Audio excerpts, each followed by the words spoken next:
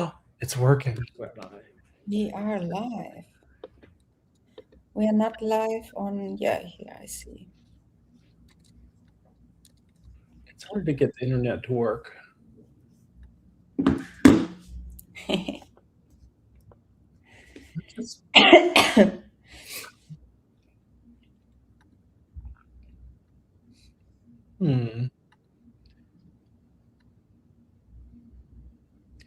Thank you, everybody, for your patience who's already joined us. You're my favorites.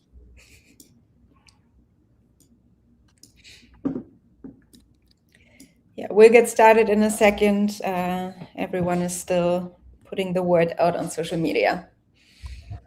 Yeah.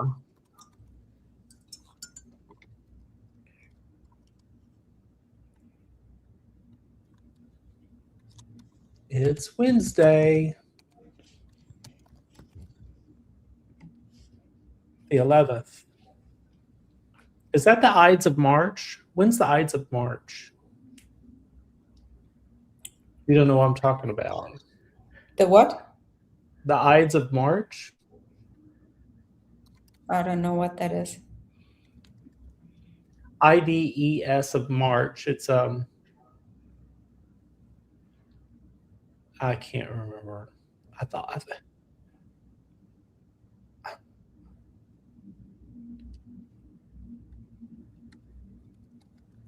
it's like a holiday. It's March 15th. It's a Roman date marked by the assassination of Caesar. Gee, yes, we're reading the questions and putting them on the screen as you see right here. Okay. You read the questions. Did he ask a question someplace special? There was an X. Okay. So let me do a checklist in my head here. I've started the Telegram. The back room started the Instagram. I've shared it on the Twitters. I think we're good to go. I think we can start talking about immigration. Then let's get started because many people in our audience are headed out for Suhoor soon. So they're headed out for what? For Suhoor, it's Ramadan. Oh, yes. The East Coast is about to have Iftar and abroad Suhoor. Right. But thank you for joining before that. So we're glad to have you. Great. See, someone totally got my reference. They said et tu, Brute, and see that was because of Julius Caesar. And I'm off though because it's not the 11th; it's the 15th. So sorry. Anyway. All right. You want to start with TV update? How do we do this? I think. Do you introduce this? Do you introduce this or do I? I forgot how we do it. I'll introduce. I'm Curtis Morrison. This is Ready Go Law. We have this weekly show since forever at 3 o'clock on Wednesdays, PST. This is Chuck Go, our associate attorney, senior associate attorney. And it's 5 p.m. here, Central Time. Okay. Representing over there in Texas. And this is Labia, senior paralegal. So today, if you got questions, put them in the comments, right? As always, yes. We're going to talk about, we are only onboarding one group lawsuit, and we're going to talk about that for just a second. And then we're going to talk about existing lawsuits, and then we're going to answer questions. Does that sound good? Yes. Okay. So the one lawsuit that we are onboarding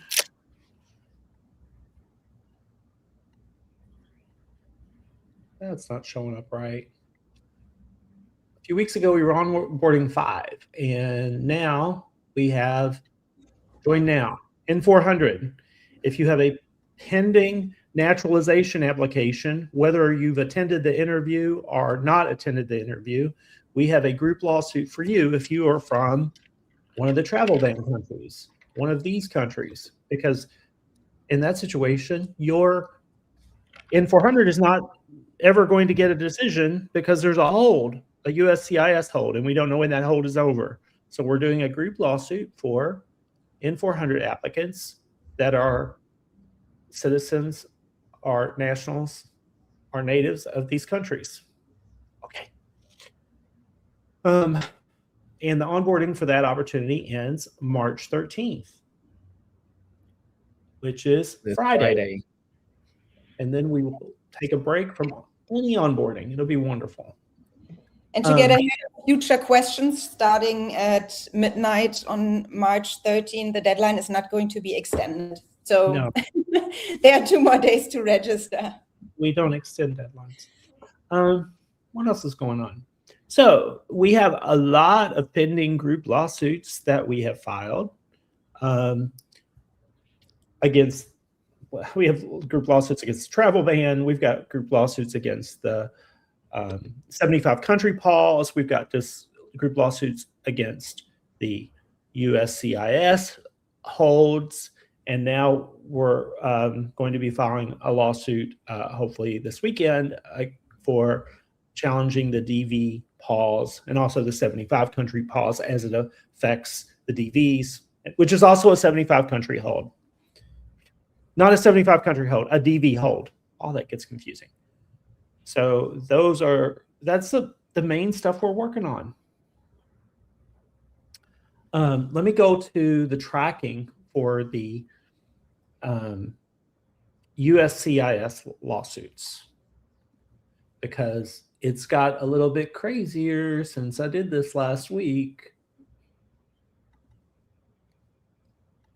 Do you all remember how many lawsuits were pending last week?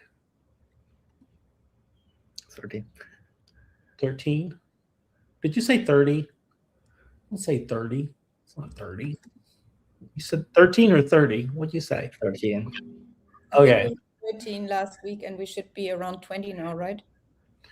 Well, I'm cheating the way I count them, but yeah. So can I do a plus here? Kinda, yeah. Okay, so there are 12 here on the first page. 2 PIs have been granted. That has not changed. I had hoped by today we would see a couple more PIs granted, but what we have is PIs pending, and there's one pending in Doe versus Trump and Ms. Islami, but they've not had a hearing yet. That hearing's not for a week. Saghafi, no hearing set. Baden already had a hearing, waiting on the order. Sarafi already briefed, no hearing scheduled. Ahu, we're still doing the briefing. I'm not sure what's going on in these Florida cases. I haven't checked up on him yet, but he's still waiting on orders. New Mexico, I don't think they filed a PI. Let me see here. This is our case in Michigan that we filed on behalf of doctors. I think that's going to be in the news here soon. And no order on that, of course, because we just got going. And then here's some more cases. Another attorney, Taylor Camelli, has filed 2 lawsuits, and he has, one of them has resulted in the first judge that has denied injunctive relief. A judge in Seattle denied an application for a temporary restraining order last week. There's this case that nonprofits have brought in Rhode Island. No immigrant plaintiffs. Interesting case. There's this case, Metchi, which is our case. I think you worked on that, didn't you, Chuck? We filed in this Sunday. Yeah, it's our 3rd case challenging the hold in the Northern District of California. Right now, it's with Judge Alex C. Is how you said it. But we have put in a notice of related case, so maybe that'll get moved to another judge. We don't know. These 2 lawsuits have not been filed yet. The 485 group lawsuit is projected to be filed. I don't know. Everyone on my team thinks a different date on when that's going to be filed. I'm just going to say it's going to be filed soon, probably next week, but and then the N-400 will be filed shortly after that. That's for the people naturalizing. And then this is, these two lawsuits are non-group lawsuits that one's in Eastern District of Michigan we're getting ready to file, and one's in the Northern District of California that filed before. I didn't mention before because we don't have a PI, but we do have a motion to dismiss hearing on May 6th. And it's before a different judge, Judge Noah Wise. So I'm thinking, well, maybe people want to know what's going on there too. One of my colleagues, Jennifer Nimmer, I know she has a bunch of these cases pending. I just haven't figured out where, and she's not told me. So that it's probably like 3 or 4 more cases to the right of this. Okay. So that's what's going on in USCIS litigation world. Before we move on from this, I believe that's actually the most important development for our audience, that knowing that USCIS has complied with the PI that was granted in this one case, that Number 11. It was issued within the 10 days that were given by the judge. That's true. Number 11 did obtain the work authorization. They did it at the last minute, though. So, which is completely okay with the judge. The judge said, do it by this date, and they waited to the last minute. They can do that. It appears that's what they're doing on the first one, actually. We've still got, I think, 10 days or something on that one.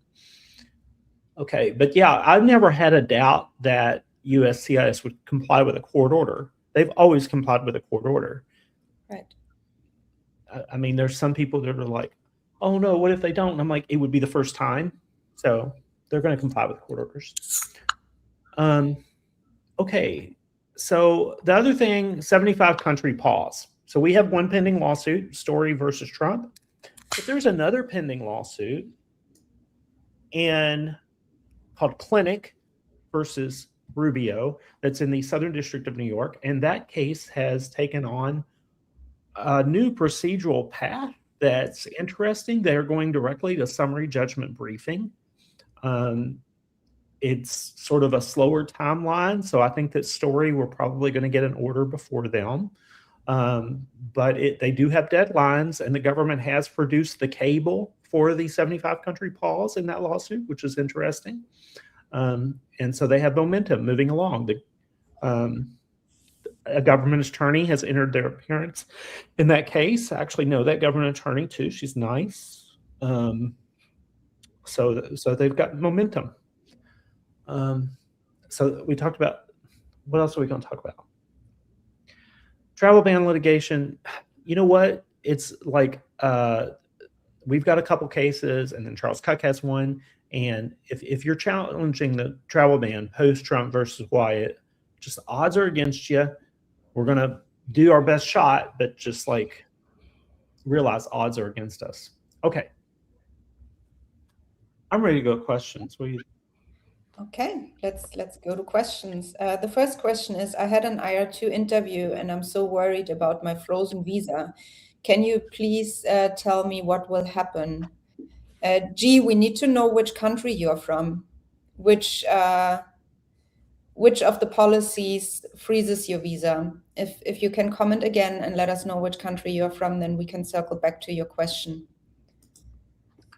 Lucas says, woo, go Red Eagle Law. Go Red Eagle. Go. Okay. What if someone wants to withdraw from the lawsuit? How do they get the refund? I need to know which lawsuit you're talking about, because we don't give refunds if we've already filed a lawsuit. Yeah. So if we have not filed a lawsuit, you need to email me and include your name and your full name and tell me what you want to do. Okay. And the CM number of your lawsuit you also want to put in that email, please. Yeah. My email is curtis@redeaglelaw.com. I'm not going to force anybody to go through with the lawsuit. If you've got cold feet, you can back out. Just understand that you cannot get back on the train after it leaves the station. You withdraw your claims, it's over. Okay. Thank you. Final push on the DV lawsuit. There was an influx of questions about recent state docs on Federal Register. I'm not sure if there's a question in that. Does one No, of you but it's something that I do need to address, I guess. So the Federal Register has some information that it looks like there's a form that they had prepared to use for USCIS, and now they're going to use for the diversity visa. Is that what we're talking about? They're going to use for State Department. It's not gone into effect yet. So all that's like hypothetical. We've got lots of real world obstacles that we need to face and address now. So the hypothetical ones that aren't here yet, we don't have to worry about.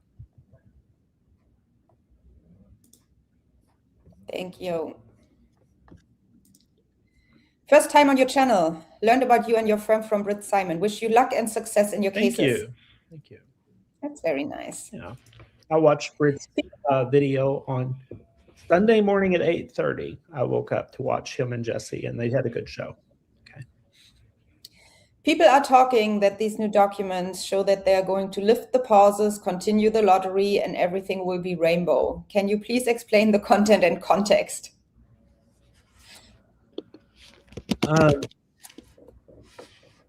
I am not as optimistic as the people that are saying everything will be rainbow. The Federal Register is a place that the U.S. government will go to propose regulations, and you can put comments on those proposed regulations. And then sometimes they're adopted, and sometimes they forget that they proposed them. It's a separate process from what actually happens sometimes. So there's lots of regulations you could be following that could potentially impact you. I wouldn't though. I wouldn't focus on things that could or could not be barriers when you already have barriers that you need to focus on. That's my point of view on that. Thank you. Have you heard about the Dorcas v. Edlow that was filed last week in Rhode Island? Yeah, we spoke about that briefly. Yeah. So any additional comments you want to add to that? It is fascinating because it is a complaint about the USCIS holds, and the plaintiffs are not impacted victims. The plaintiffs are here, let me bring it up. An association that advocates on behalf of immigrants. Oh, that's not going to work. Another one like that. That's what all these are, I guess. The Venezuelan Association of Massachusetts, the Partnership for the Advancement of New Americans and American Gateways. That's unique. Usually when we file a lawsuit about a policy being unlawful, we will include plaintiffs that are the actual victims, but they didn't in that case. So that's kind of unique. Another thing here, I'll go to the end. The prayer of the lawsuit is where you actually ask for the relief, what you want. And in the prayer, they have asked that the lots of lawyers, they've asked for, I've never done this. This is a procedural technique I've never used. They asked to stay the challenge policies to preserve the status quo for the pendency of the litigation, which feels like something you would put in a PI motion or a TRO, but this is in their actual complaint. So I'm not sure what's going on there. I've never done that. The second thing is they're asking universal injunction. They want the defendants from enjoined defendants from enforcing or relying upon the challenge policies. They want them vacated and set aside. So if they have success, which I hope that they do, it would make the USCIS hold go away if they have success. So there we go. It was fun talking about Dorcas. Let's go on to the next question. I have one other question on that, because in previous lives, we talked a lot about CASA and nationwide injunctions, right? With this lawsuit being brought by multiple organizations that are most likely represented in many, if not almost all states, would that work around CASA possibly? No, I think that their only workaround around CASA v. Trump is that the part of the relief they're seeking is under the Administrative Procedures Act, and maybe it's possible that a judge can enjoin a policy under the Administrative Procedures Act. Judge Kavanaugh, in his concurring opinion in Trump versus CASA, did seem to suggest that there might be exceptions to the ban on universal injunctions. So we'll have to see what they are. We don't know. It's too early. Thank you. G, that was the question earlier about the IR2, is from Georgia. So that is only the 75 country pause, asking what they should wait for.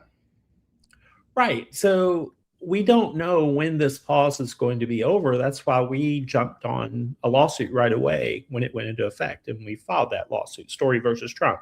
We have an interest list on our website if you want to participate in a future lawsuit, if we file a future lawsuit challenging that pause. But if you're just waiting, if you want to wait and see what happens, well, I don't think that Trump administration has a plan to ever remove any of these holds or pauses on their own. I think that they have to be compelled to do so by judges before they're going to do that. Thank you. Do you cross-reference plaintiffs with the Impact DV lawsuit? Someone probably will sign up for both lawsuits and it can impact our case. I'm willing to bet a pack of donuts on that. I do love donuts. But I would lose. I would not get any donuts here because you're right. One person is going to try that. And I don't have to cross-reference because the government's going to. And when the government sees that there's a plaintiff in both lawsuits, they're going to bring that to the court's attention, and they're going to use it to take up space to talk about how all the attorneys don't know what they're doing. And the plaintiffs are trying to do sneaky things and things. So when I become aware, I filed the first lawsuit, so I'm not going to be the one with the problem here. It's Mr. Cox that's going to have the problem because he can look at the list of our plaintiffs before he files his complaint and make sure that it's a lot of work though. None of his plaintiffs are on our case. Just don't do it. If you're watching, you're like, hey, I'm going to join both lawsuits. No, you're not. Don't do that. Okay. Agree. Thank you so much. And now, Chuck and Curtis, I have the first rabbit hole for you. Now that Kristi Noem has been relieved of her role, do you expect any changes regarding the USCIS hold? Go. I'll go first, and then I'll let Chuck follow. What's interesting to me, my reflex answer originally would have been, no, I don't expect to see anything on that at all.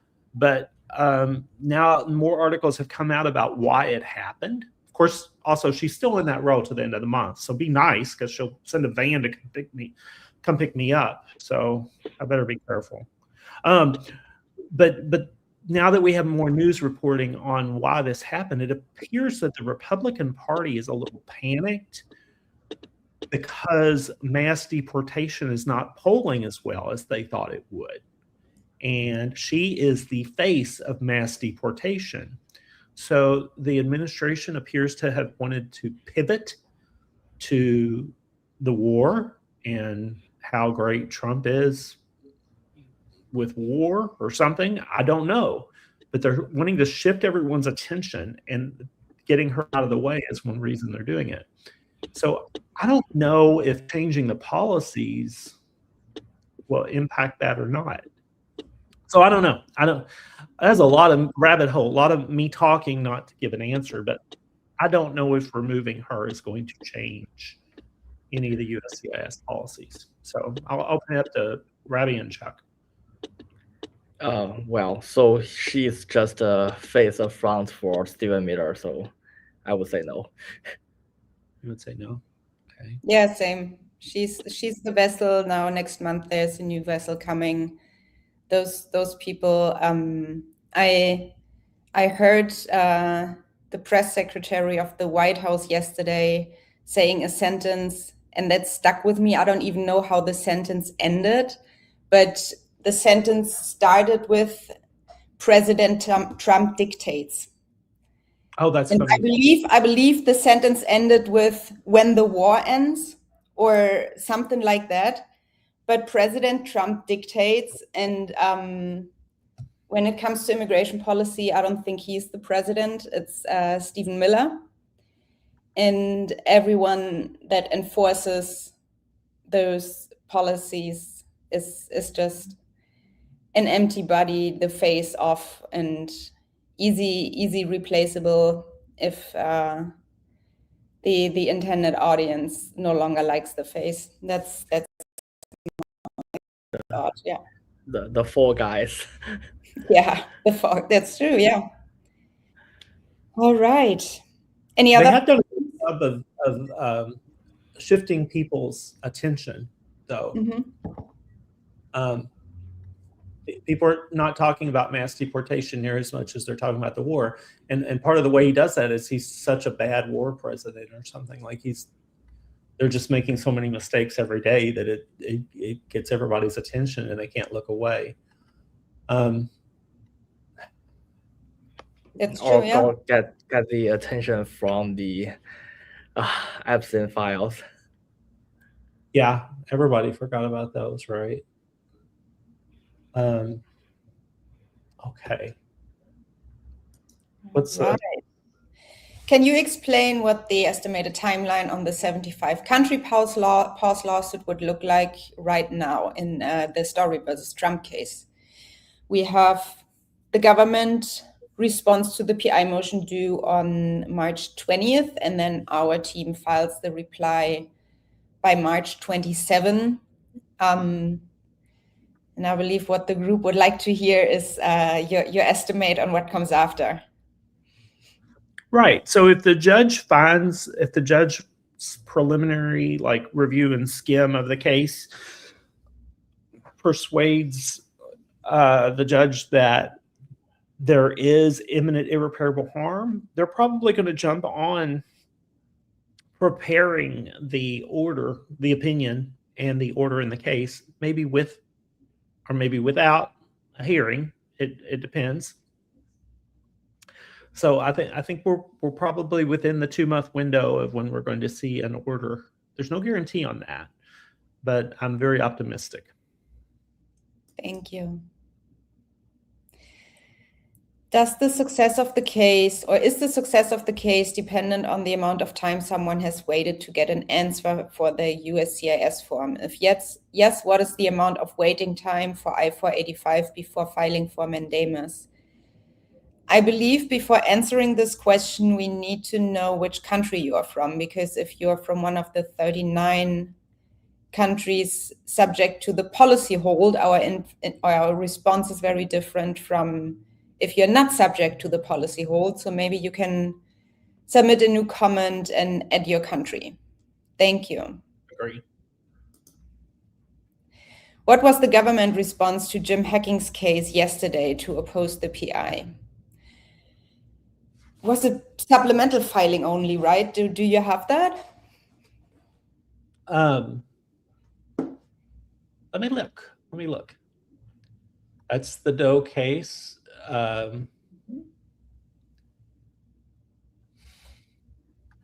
Defendant's answer.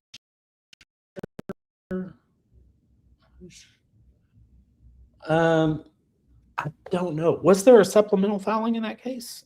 Yeah, so there was, the judge had ordered that by March 3rd, the defense needs to provide the updated guidance that was promised for March 2nd.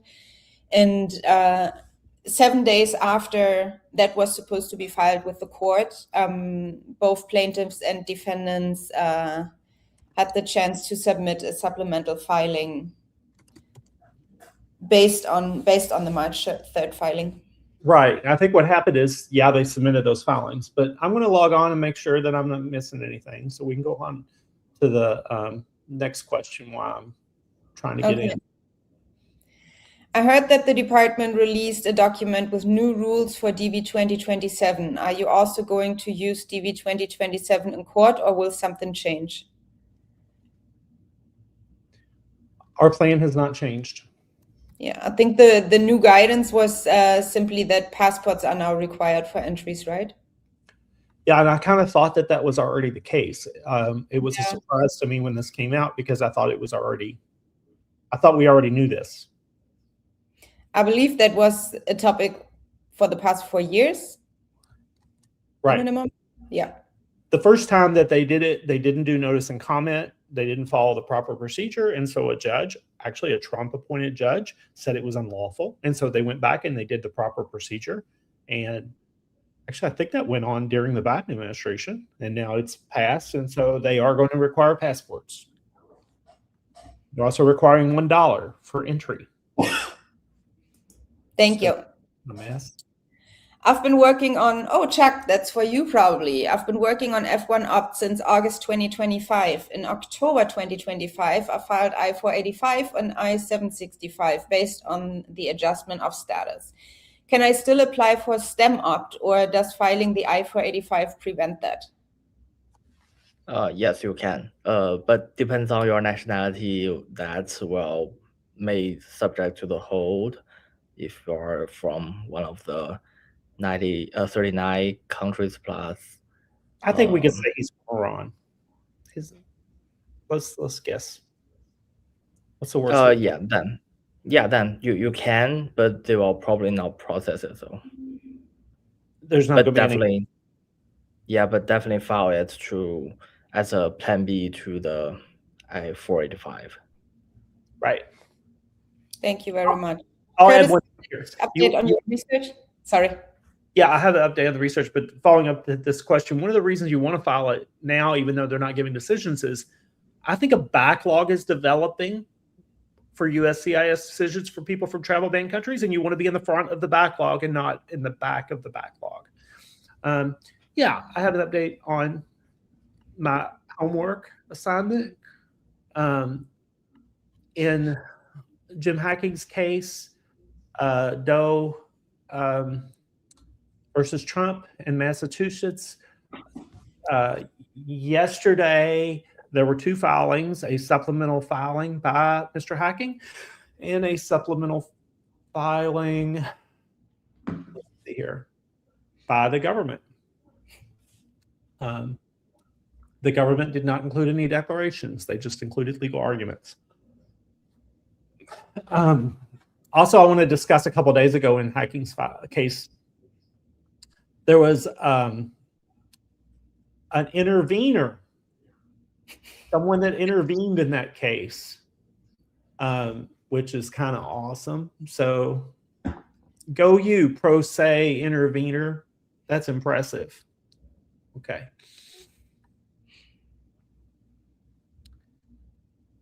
That's all. That's all on that topic. Okay. So, I mean, but what pro se means is you're doing it without a lawyer. Somebody without a lawyer decided that they were going to intervene in the lawsuit and give their 2 cents. I thought that was kind of cool. That they let others do all the work and then at the end just want to say, hey, I belong here too. Well, that and they offered some argument.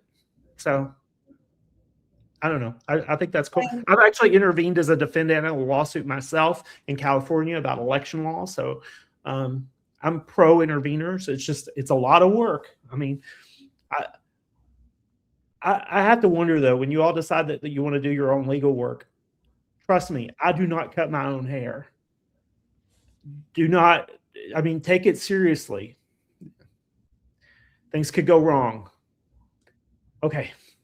Oh, we have questions. What happens if the PIs are not granted? What would be the next steps? The lawsuit proceeds. Right. So the next step in a lawsuit usually is the government's going to file a motion to dismiss, because that's due 60 days responsive pleading is due 60 days after the defendants were served. And then you do briefing on the motion to dismiss, which can take some months.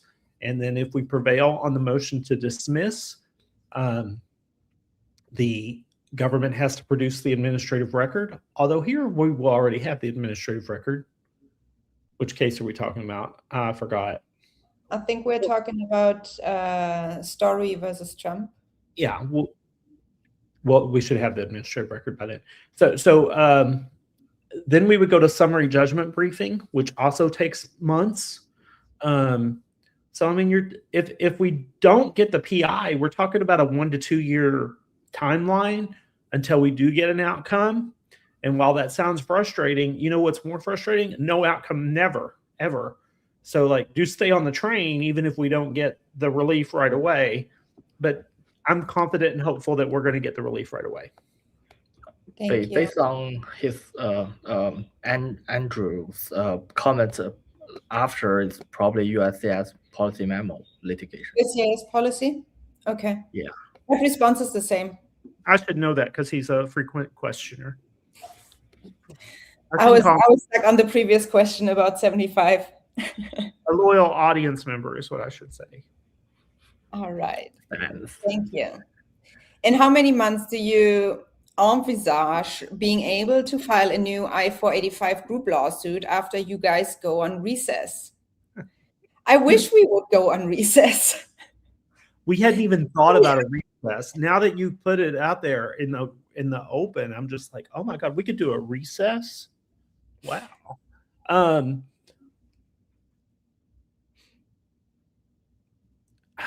I don't know. I'm going to announce in April what our next opportunity is. I don't know what it's going to be yet. I'm exploring several different options. So I can't answer questions about opportunities that I haven't announced. I haven't even decided on them yet. Yeah. I haven't given up the fight. I'm not going on recess, just wanting to reassess the most effective way to get the job done for the most number of plaintiffs, most number of victims of these policies. Okay. Thank you. They keep breaking the laws. There's nothing a judge can do without filing a lawsuit. I feel bad for those people who do not have money to file a lawsuit. Me as well. That's one of the reasons we're reassessing. Yeah. If the court doesn't grant a PI, would you consider filing a new lawsuit in another district for us, or what would be your next steps? Thanks for the show.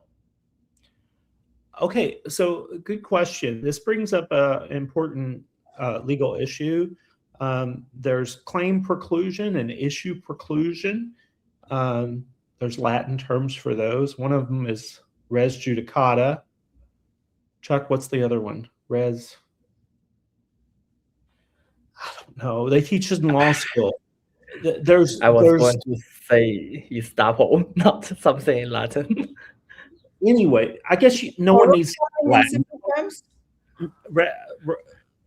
Yeah, no one here speaks Latin. I don't know what I'm doing. Let me just say this.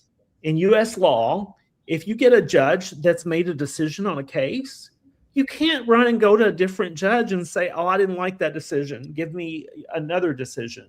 You can appeal that decision to a higher court. So maybe that's an option we would look at. Thank you. Is there hope that changes in DHS bring some change? What if they leave us waiting like this forever? Worst case scenario, should we start thinking about asylum from Iran? Any hope of renewing H-1B? Okay, I'm really glad you asked this question the way you did. If you're in the United States, seeking asylum is the exact same situation. There's a hold on all asylum decisions, no matter what country you're from. They're not making asylum decisions right now. So that's not.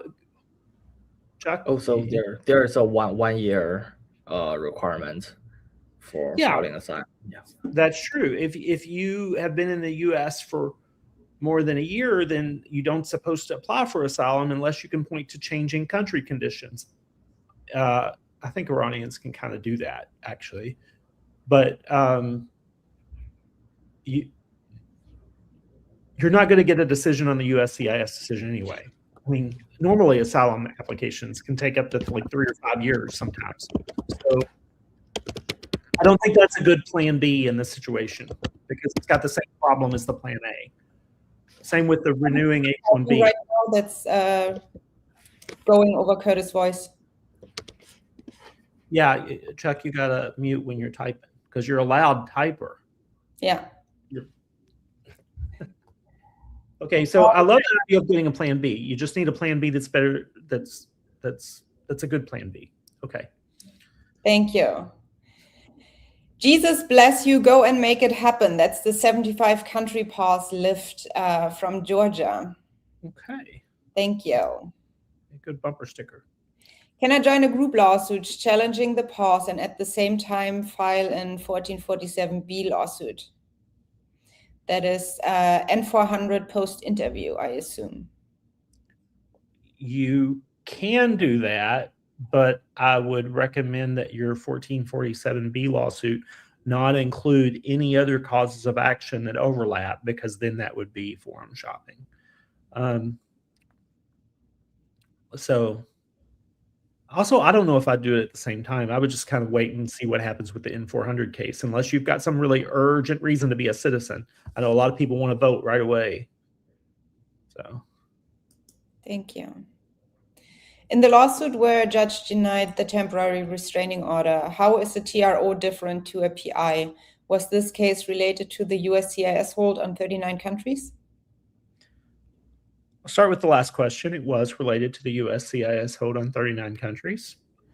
How a TRO is different than a PI is procedurally, you don't get to file a reply automatically. The judge can issue the order after the application and the response. How else is it different? It's harder to obtain a TRO. I don't have the legal standard in my head, in my memory, because I don't file TROs. The reason I don't file TROs is the only way people get TROs is if there's some kind of physical danger out there. Somebody is going to come to your house and murder you. Let's get a TRO against them. Someone can't have a surgery. Let's get a TRO. TROs are for emergencies. We wake up judges at night for TROs. This situation, most immigration policy decisions are not TRO material. The exception would be detainees who are at threat of being removed. Thank you. Was USCIS supposed to come back with an update on the policy memos? Okay, so great question. Both the December 2nd policy memo and the January 1st policy memo both said that they would have updates in 90 days. The 90 days for the December 2nd one came and went without any public update. In Jim Hacking's lawsuit, and also, I believe, Charles Cuck's lawsuit, they filed a affidavit of Andrew Good. Andrew Good is a high-ranking official at USCIS who formerly spent 14 years with a hate group called Numbers USA that is anti-immigrant. Andrew Good is not good. He's Andrew Bad. Andrew Good is really Andrew Bad. In that declaration, that affidavit he filed, he basically said there are things going on in the background. They're getting new vetting processes. It sounds like most of them are duplicative of what they're doing already, but he's trying to make it sound like it's something new. That's the declaration of Andrew Good. Okay. One thing that people got excited about is it in a footnote about the 130 thing? No, it's I think number 8. Number 8, yep. The hold has been lifted for forms 129F and 130. And also adoptions and refugees from South Africa. Okay, this sounds like a great thing, but if you're affected by the hold on 129F or 130, that means you're from a travel ban country. So having these petitions approved is not going to really get you all the way, because you still can't get issued a visa because you're from a travel ban country. The narrow group of people that benefit from this sentence right here. Oh, I've got it hidden behind the question.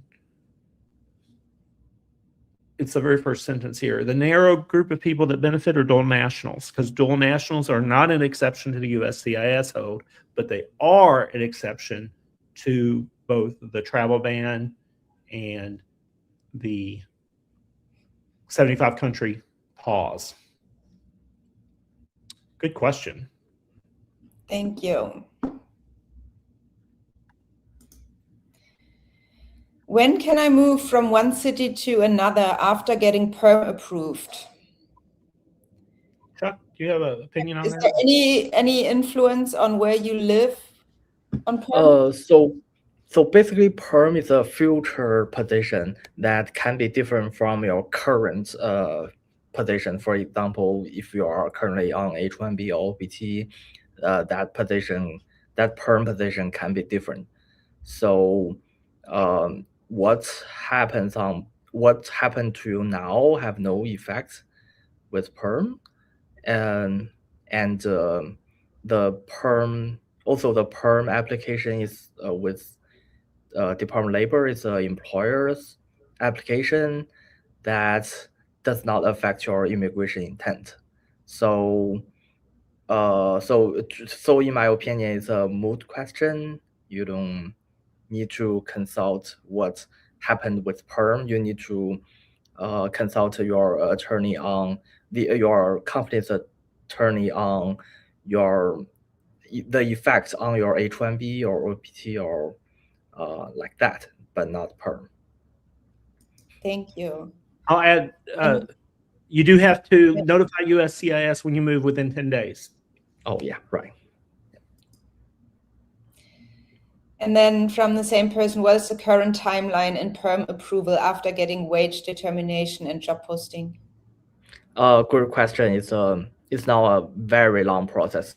So it's for PERM, it's 3 steps. The first is prevailing wage determination that can take maybe 7 to 1 year now, and then the job posting usually take 2 months.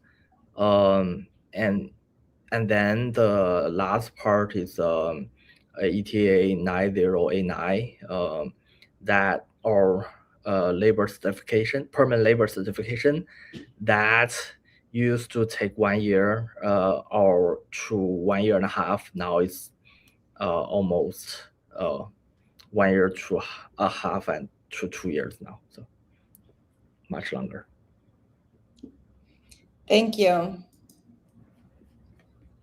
Next rabbit hole. What are the odds that Stephen Miller might change? Oh, he's becoming more demonic over the years. He's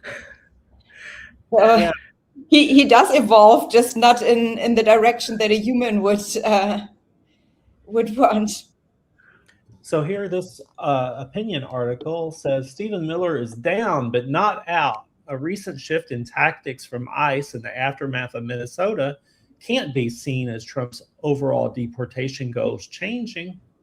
And that was published yesterday, but now there's been new reporting that says Republicans are trying to shift the narrative. They don't want to talk about mass deportation anymore. The problem is they're still doing it. They don't want to talk about it. They need to stop doing it. So. Yeah. So there's a new Chinese idiom that man can change if a pig can climb trees. So I think that applies here too. I'm dumb about this. Can a pig climb a tree? What if it's a short tree? I don't know. I've got this tree down by the creek in my yard here that's like a sycamore, and it goes like this. I swear to God, every night, a pack of 3 or 4 raccoons like climb up that tree. It's like their highway. I had a camera there and they knocked it off. That's a tangent. Okay. So the question that we had earlier about mandamus and I-485 wait time, the beneficiary is actually from Iran.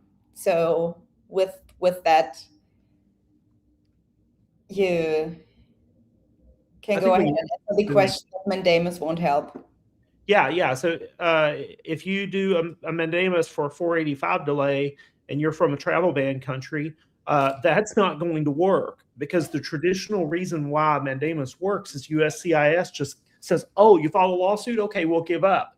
They're not going to give up when they have a policy at risk. In fact, they're fighting over 20 lawsuits right now about the policy. So they're not going to give up just because you filed a lawsuit. So the only way to do it is if you file a lawsuit that actually challenges the lawfulness of the policy, which is an extraordinary amount of work, especially if you include a motion for preliminary injunction so that you could get a decision on the merits in a timely manner within like 2 or 3 months. So we charge a lot for that because we found out it's a lot of work. Usually involves travel, a hearing, a supplemental briefing. So there you go. Thank you. Are consulates allowing third-party nationals to schedule H-1B visa interviews? What's third-party nationals mean? Third-party nationals meaning if you interview in a country that is not your country of citizenship. And I think the answer is yes, if you legally reside in that country, right? Or Chuck, do H-1Bs have to travel back to their country of citizenship even though they legally reside in a different country? I think they changed the policy a while back that they only allow for the visa application back their home country. Are you talking about the general policy change or something H-1B specific? Because the general policy allows you to interview in the country where you legally reside. You just need to provide proof of that legal residence at the time. This question's so specific to what your nationality is and where you're located. My internet's going slow. See this December 12th update? That's what you need to look at. But also you got to take into account the fact that a lot of embassies are now closed or not doing visa processing because of war. But look at this December 12th update. I can't get to load. Yeah. The challenge with the current temporary closure is that I believe that it's highly discretionary if another embassy would accept a transfer, while embassies are temporarily closed due to an emergency, right? There's no official closure and no designation of a different post for nationals or residents from that country. So there's no, that's the only designated third country processing list that exists. And if you are, for instance, from Syria and you normally process in Amman, and Amman is closed right now, that's temporary. So there's no formal requirement of another embassy to accept you unless Amman gets formally closed and a different embassy gets designated. Yeah, they say for foreign policy reasons. So I don't know if any of that's happening or not right now. Not sure. Yeah. Thank you. Sajat is saying, I'm an F1 student from Iran. May I graduate and my I-20 expires in May. I have applied for I-485 and I-765. My EID card has already been produced, but my I-485 is paused. Do you recommend that I apply for OPT? Yeah, I would recommend you to do that in case, so that you, in case something happened to your 45, not that it will be, but then you will have something to fall back on. But the problem is that they will not process your OPT. They just take your money and don't do anything. But you already have a 45 approved. So if you want to work, you have to use that EAD with from the pending 45. So I-765 is approved. I think you meant to say that, but you said I-485. I didn't mean to say 485 because he says my EAD card already being produced. Yeah, but you said the I-485 is approved. That's not I-765. So the EAD card is approved based on pending 485. Yeah. So I don't think so. So yeah, it is. Okay, I understand. Yeah. Yes, you can, and probably you should, but for the moment, you will probably rely on that EAD filed with 45. Most of the folks in group are discussing, so they really don't want to lose lawful status. And if they let the I-20 expire and use the EAD from the I-485, that means they are only an authorized stay and not in lawful status. I believe that's where the question comes from, just as an additional consideration. But if this was an actual consult, if you were actually like, you paid $200 to set up a Zoom call with me, I'm going to ask what the basis of your 485 is. That's sort of I think, a substantively important issue, whether it's an approved I-130 or a 140, or if it's still pending. How strong it is, if it's vulnerable, because you don't really need a plan B if everything's strong, right? So just something to think about. Thank you. The Federal Register updated on DV 2027. Is there a chance DOD, I believe that's meant to say DOS, will resume DV applications? The DOD will recruit for... That's a funny slip, because there are diversity visa green card holders probably disproportionately represent America in the armed forces. We have a lot of DVs that come to the U.S., get their green cards, and then join the Army, Navy, Air Force, Marines. So interesting. And Space Force. Space Force, which Chuck gets really excited about. If ever we have a case that's remotely related to space, he enters his appearance. Okay. Did I answer this question? Is there any chance? You don't believe that they will resume without a court order, right? I do not, but I think that we will get a court order. Okay. Thank you. For the lawsuits you are filing, some of them are yet to be scheduled for a hearing. Can a judge issue a decision on a PI motion without a hearing? And is that a good or a bad sign that no hearing has been scheduled yet? I'll add for the lawsuits in brackets, for the lawsuits that are fully briefed on the motion. Right. Judges do not have to have a hearing to issue an order on a motion for preliminary injunction. The purpose of the hearing is if the judge has questions. You know, they like to hear oral arguments in case they have questions for the attorneys about their cases. We are very thorough about laying out all the legal issues in writing in the papers, and so is the government. Usually by the time a motion is fully briefed, there's hundreds of pages for the judge and their clerk to review, and those answers are usually somewhere there. They're not always a model of clarity. We try, but we're dealing with some very technical legal issues that are sometimes complicated to talk about. And so it's up to the judge whether or not there's a hearing. Okay. Just really quick on Sajad, he has an approved I-140 EB2 NIW. That's the approved I-765 pending I-485 question about STEM. So probably no need to file the OPT, but I would still do it on the safer side. Thank you. Artyom is saying those raccoons were placed there by Stephen Miller. Prove me wrong. You're probably right. And Andres said, like Curtis said, I'm a loyal viewer of the show and have been following Red Eagle. Appreciate what you all do. Thank you. Thank you. EB3 interviews mandatory for applicants from the 19 countries. Completed my biometrics a few days ago, so I wonder if they would adjudicate my I-485 without that interview. I did join your lawsuit. So before, so was our thing from the past. I want to say they're required, but I can't remember where I read that.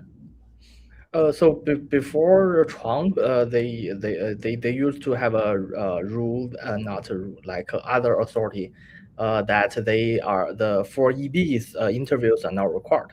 And during Trump's first administration, they revoked that and start doing interviews for EB 485s. And then during Biden administration, that got revoked.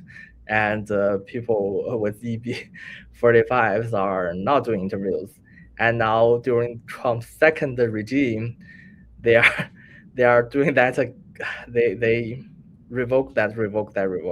So they are doing the interview again. Yeah, it says interviews for this population shall not be waived under any circumstance. Yeah.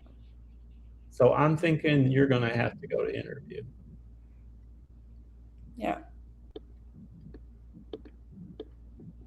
Okay. Thank you. Seahawk is asking if I'm German. Yes, I'm from Hamburg. Hello to Berlin. Guten Morgen.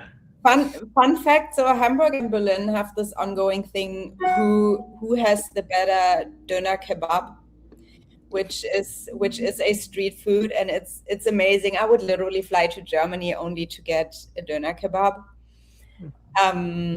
Yeah, but Berlin and Hamburg each claim that we have the best one, and sadly, I've tried both, and I like both. So, but you know me, I always want to be diplomatic. So, the diplomat in the group. Yeah. Artyom is saying because DV allows you to.